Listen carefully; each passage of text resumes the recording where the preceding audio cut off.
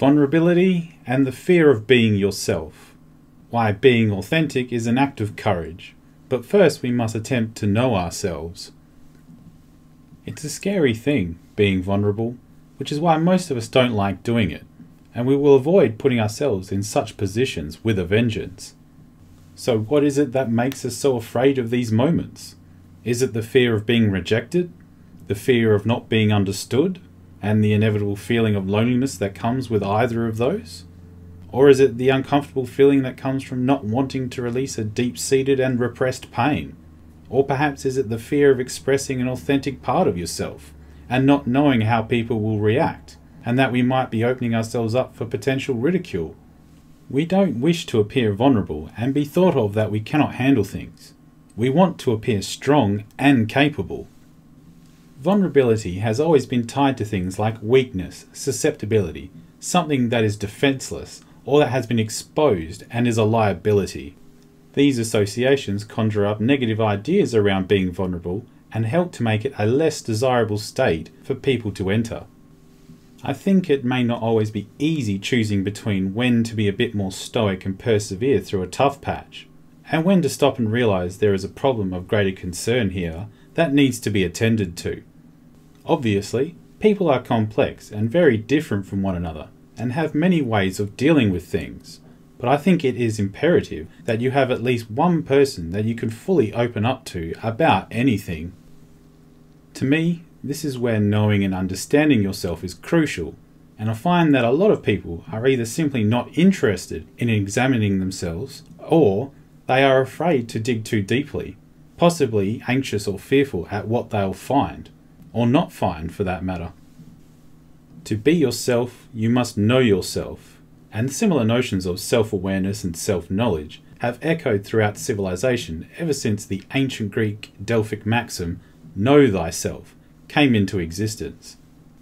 Perhaps the most famous of the Greek philosophers, Socrates, said that the unexamined life is not worth living, except some people seem content to bury their collective heads in the sand dunes of fear and blissful ignorance. I guess fear really is the mind killer. A simple test is to ask yourself whether what you're saying and doing is making you feel stronger or weaker.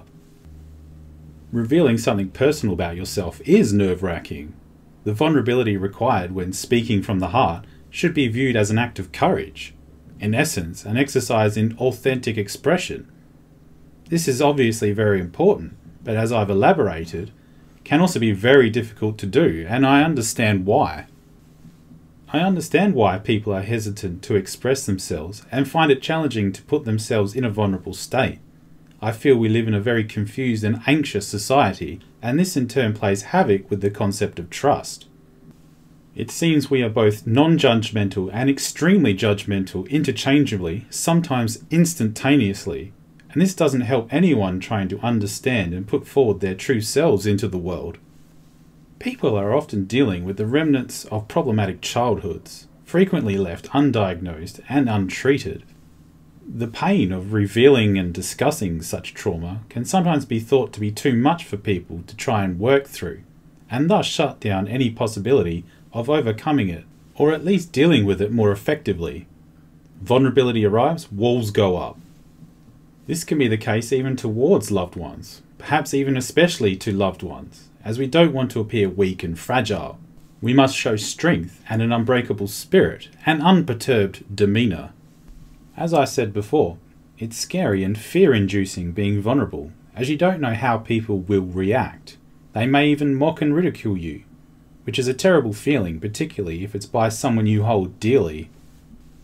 The major questions when choosing to be vulnerable and reveal authentic parts of yourself are: will you be understood? Will you be loved and cared for? Will you be abandoned and isolated? The last one is a great fear for many of us, as it usually signifies death, at least certainly from an evolutionary perspective, but also still now in our more socially interactive civilizations. No one wants to feel lonely, discarded, or be isolated or thought less of.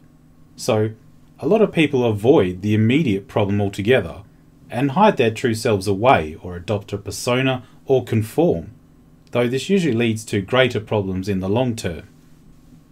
Mass fear of being yourself, a genuine individual, drives people to conform. As an extremely private person, I have a reluctance to share myself, in large part due to reasons explained in my own Exercise in Vulnerability post titled "It's Not Easy Being Green." Despite my good qualities and character, in my experience people have generally ran from me rather than towards me, sadly, when I have chosen to open up to them. I am a person with very few friends, though as my mother always says, if you can count your number of true friends on one hand, you're doing better than most.